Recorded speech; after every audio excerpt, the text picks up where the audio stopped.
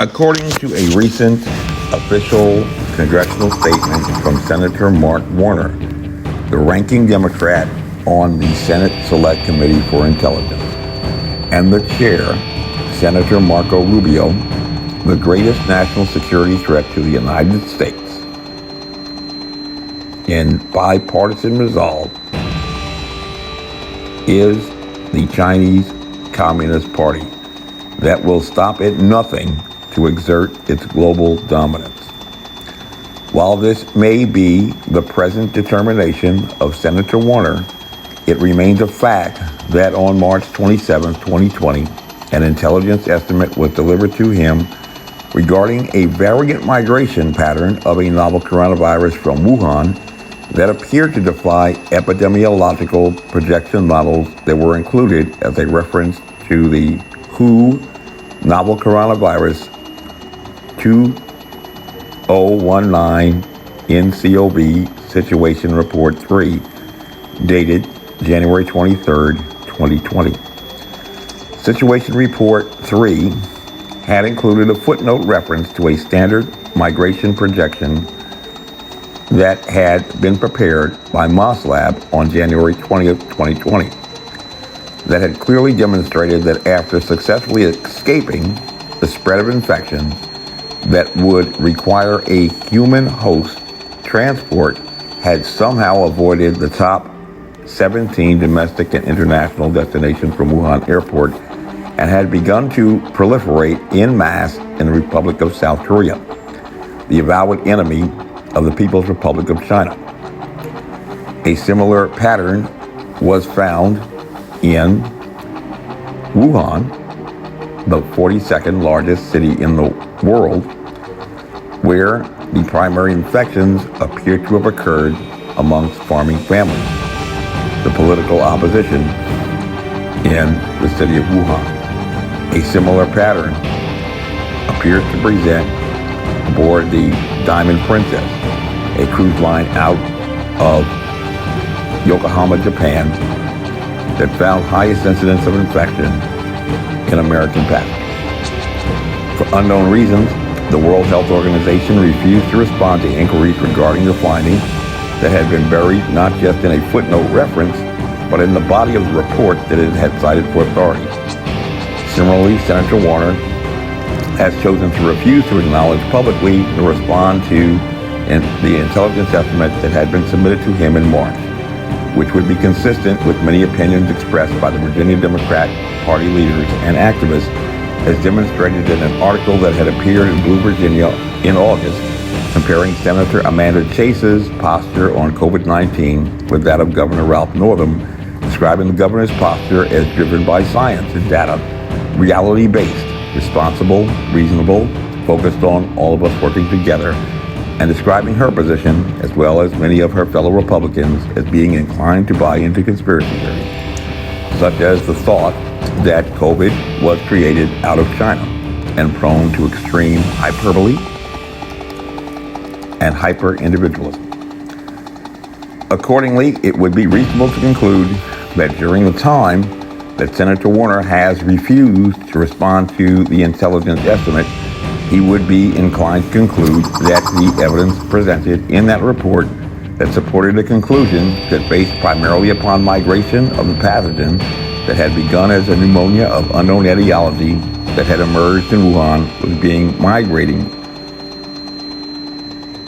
along a pattern consistent with tactical and strategic considerations, akin to a biological weapon of terror, would not fit within the ambit of the current assessment of the Chinese government threat to the interests of the United States and its national security, but rather merit dismissal as a mere conspiracy theory and not driven by science and data, reality-based, responsible, reasonable, focused on all of us working together.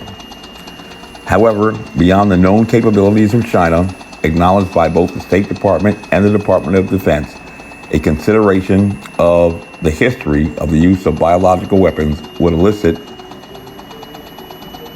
that there are some indications that some believe that biological warfare began in 1347, when Mongol forces are reported to have catapulted plague-infested bodies over the walls into the Black Sea port of Kaffa, now Feodosia, Ukraine.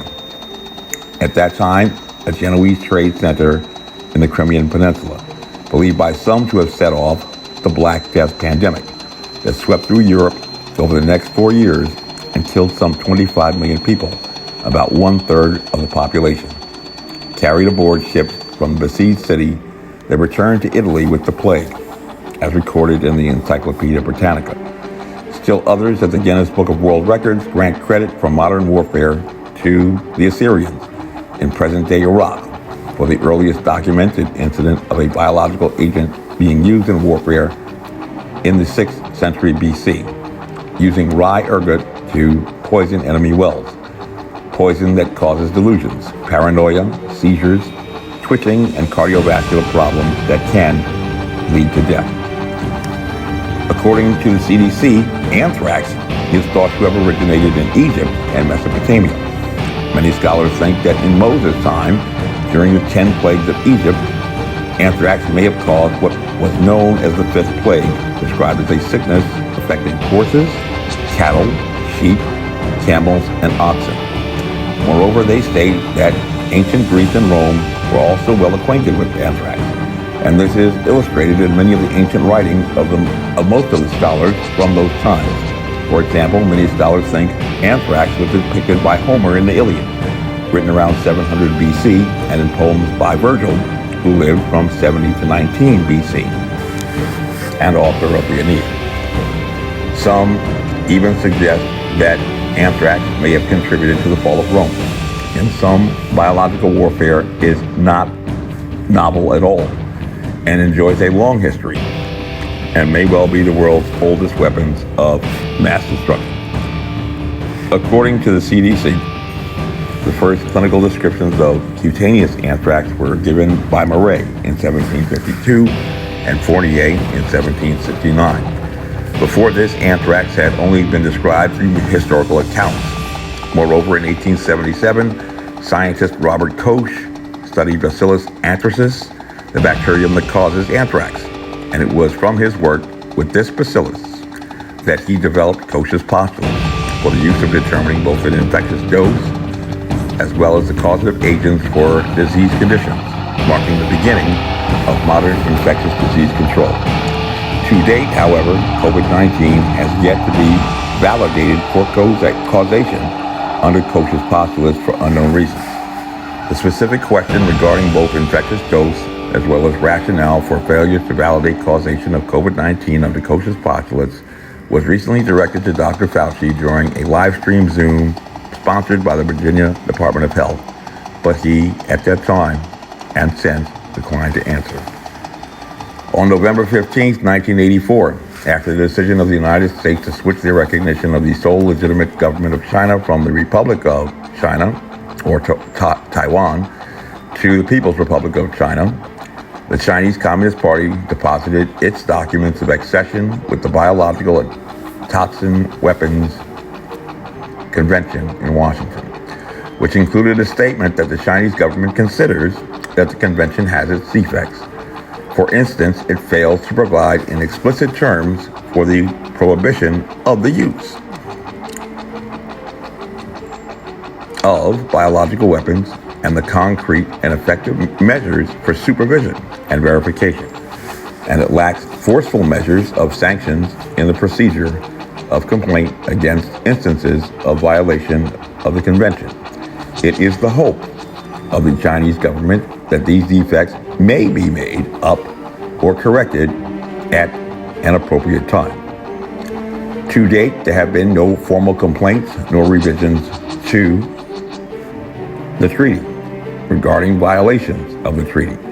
However, despite several informal complaints, the U.S. State Department noted in 2003 and in 2005 reports that Iran has an offensive biological weapons program in violation of the BWC. Iran is technically capable of producing at least rudimentary biological warheads for a variety of delivery systems, including missiles. A 2005 U.S. Department of State compliance report noted that China maintains some elements of an offensive biological weapon capability in violation of the BWC obligation. Despite China's declarations to the contrary, indications suggest that China maintained an offensive biological weapon program before acceding to the convention in 1984. Some U.S. Air Force officials stated in March, early in the current public health crisis, that an advanced biological weapons program is not enough to classify as a threat. There also needs to be real intent to use those weapons. And at that time, had assessed the threat from the Chinese Communist Party with regard to use of this capability as low, but solely based on the rationale, quixotically, that the nation might be reluctant to deploy a threat that had presented so many fatalities to their nation at the hands of the Japanese during the Second World War. The first mass use of anthrax spores as a weapon is said to have taken place during the Japanese occupation of China from 1932 to 1945. The Japanese allegedly experimented with the use of anthrax and other biological weapons in Manchuria, and some 10,000 deliberately infected prisoners are thought to have died as a result. However, the Air Force assessment makes no mention of the Japanese mass deployment of anthrax as a biological weapon, but rather rests its assessment regarding the reluctance of the Chinese Communist Party to deploy biological weapons based upon what they described as the suffering the country saw due to Japan's use of Shigella and plague against the nation. But Shigella infection is associated only with symptoms of diarrhea, sometimes bloody, fever, and stomach cramps, not death. Most Americans are familiar with the anthrax attacks by mail that ensued after the 9/11 terror attacks against the World Trade Center and the Pentagon in the year 2001, linked to Bruce Evans by the FBI and claiming the lives of 5 Americans, as reported by NPR. And while there was expressed a great fear that these biological weapons might be deployed by Iraq during the first Gulf War, researchers at the University of Southern California, the University of California, LA, have also reported a summary of events in the 1990s connected to the one publicized case of the use of anthrax for terrorist aims by Aum Shinrikyo group in Japan. And these terrorists were alleged to have tried unsuccessfully to release anthrax in Tokyo several times, leading them to change to sarin gas with fatal results. One problem noted in that report as to the production of large amounts of anthrax in powder form necessary for its use as an effective large-scale weapon is a complicated and expensive process, for it requires the use of large centrifuges for repeated washings and then intensive drying to produce the concentrated or military-grade powder. And during the 1990s, it was believed that the cost of this technology has led some experts in the United States to argue that the instigators of the present campaign must be a country with previous experience, stock, and the necessary biotechnological expertise. And according to UN Inspector Scott Ritter, terrorists do not have the facilities to weaponize anthrax. So if you have military-grade anthrax being used, this should be the first solid evidence of state sponsorship. All facts that the leading infectious disease control expert should know better than anyone. This briefing has been unclassified. That concludes this briefing. My name is Major Mike Webb, and by God, I am running for governor of Virginia. I ask every Christian, every conservative, every Republican, every Virginian, and every American true to, like the motto of the infantry, follow me, and we shall overcome. Honest. And y'all come back now. Here. This advertisement was authorized by Mike Webb.